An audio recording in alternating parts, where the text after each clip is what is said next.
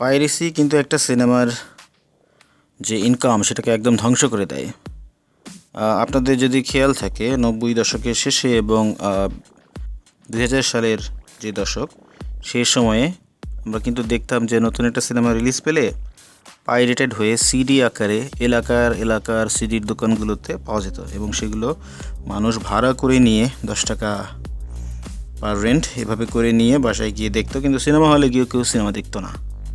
So এতে কি হয়েছে, এতে ধীরে ধীরে সিনেমার যে ব্যবসা সেটা আস্তে আস্তে আস্তে আস্তে ক্ষয় হতে হতে একদম তলানির দিকে চলে গেছে।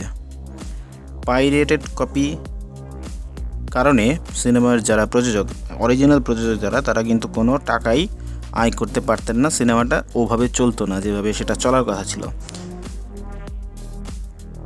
সো বাংলাদেশে এই পাইরেসির যে বিষয়টা সেটাকে বন্ধ করার জন্য প্রচুর কাঠখড় পোহাতে হয়েছিল।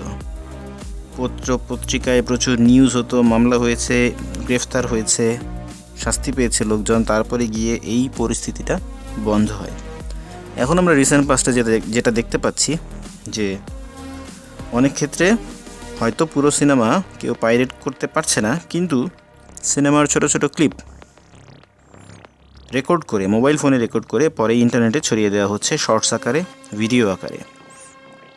এতে কি হয় যে দর্শকে সিনেমাটার প্রতি আগ্রহ কমে যায়, কারণ আপনি যে দৃশ্যগুলো ইউজুয়ালি এইসব সামাজিক যোগাযোগ মাধ্যমে দিচ্ছেন সেগুলো হয়তো ভাইটাল কোনো দৃশ্য ছিল, সেগুলো হয়তো ক্লাইম্যাক্সের কোনো দৃশ্য, সেগুলো হয়তো স্পেশাল কোনো চমক দর্শকের জন্য, যেটা দর্শক হলে গিয়ে দেখে মজা পেত, আগ্রহ পেত, আবারও সিনেমাটা দেখতে আগ্রহী হতো। সেই জিনিসটা আপনি পাইরেট করে যখন নেটে দিয়ে দিচ্ছেন তখন সেই ঘটনা কিন্তু আর ঘটতে পারে না। তখন কি হয়, সিনেমার আয় কমে যায়। তো বরবাদ সিনেমার ক্ষেত্রেও এই ধরনের ঘটনা ঘটেছে। বরবাদ সিনেমা জাস্ট গতকাল রিলিজ হলো। ইন দ্য মিন টাইম বিভিন্ন ধরনের সামাজিক যোগাযোগ মাধ্যমে বরবাদের বিভিন্ন ক্লিপ অলরেডি ছড়িয়ে পড়েছে। তো এতে লস কার? এতে লস কিন্তু আপনার নিজের দেশেরই। আপনি যদি সিনেমা লাভার হয়ে থাকেন, আপনি কিন্তু এই সিনেমা যে ব্যবসা, সেই ব্যবসার মূলে কুঠারাঘাত করলেন। এরপর দেখা যাবে যে তারা যদি ইকোনমিক্যালি, প্রডিউসার যদি ক্ষতিগ্রস্ত হয়, তাহলে সে তো আর ইনভেস্ট করতে হবে না। তো আপনি ভালো মানের সিনেমা পাবেন না। আর ভালো মানের সিনেমা যদি আপনি না পান তাহলে কীভাবে দেখবেন? সো নিজের পায়ে নিজে কুড়াল মারবেন না, সিনেমাকে ধ্বংস করবেন না। সিনেমা হলে গিয়ে সিনেমা দেখুন, তখন গিয়ে আপনার মোবাইলে সিনেমা ক্লিপ রেকর্ড করার কোনো প্রয়োজন নাই। আপনি যদি জানাতে চান যে আপনার ফেসবুক ফ্রেন্ড লিস্টে যারা আছে তারা জানুক আপনি বরবাদ সিনেমা দেখছেন, তাহলে পোস্টারের সাথে ছবি তুলুন, ছবি তুলে তারপর পোস্ট করুন ফেসবুকে। আপনার ভিডিও দিয়ে প্রমাণ দিতে হবে না তো যে আপনি হলে গিয়ে সিনেমাটা দেখেছেন এবং তারপর সেই ক্লিপ সবার মধ্যে ছড়িয়ে দিলেন। ব্যাপারটা তো ওভাবে কাজ করে না। বরবাদের প্রডিউসার খুবই ভালো একটা কাজ করেছেন, যে যারা সিনেমা পাইরেসি করছে এভাবে তাদের বিরুদ্ধে থানায় জিডি করেছেন। স্পেসিফিক কিছু ইউটিউব পেজ, ফেসবুক পেজ এবং অন্যান্য প্ল্যাটফর্মের যত টিকটক, টেলিগ্রাম এইসব অ্যাকাউন্টের লিঙ্ক সহ উনি জিডি করেছেন তাদের বিরুদ্ধে, এবং এটা তদন্ত হবে। এখন তারা মামলাও করবেন। যারা দোষী সাব্যস্ত হবেন তাদেরকে আইনের আওতায় নিয়ে আসা হবে।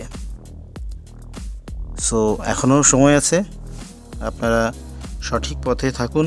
সিনেমা পাইরেসি ছড়িয়ে দেওয়া থেকে বিরত থাকুন, সিনেমা পাইরেসি করা থেকে বিরত থাকুন। কোনো ক্লিপ আপনি রেকর্ড করবেন না এবং কোনো সামাজিক যোগাযোগ মাধ্যমে দিবেন না। এটা বাংলাদেশের মানুষ হিসাবে আপনার নৈতিক দায়িত্ব। সো সেই দায়িত্ব পালন করুন। অন্য কেউ যদি রেকর্ড করে তাহলে তাকে বিরত করুন।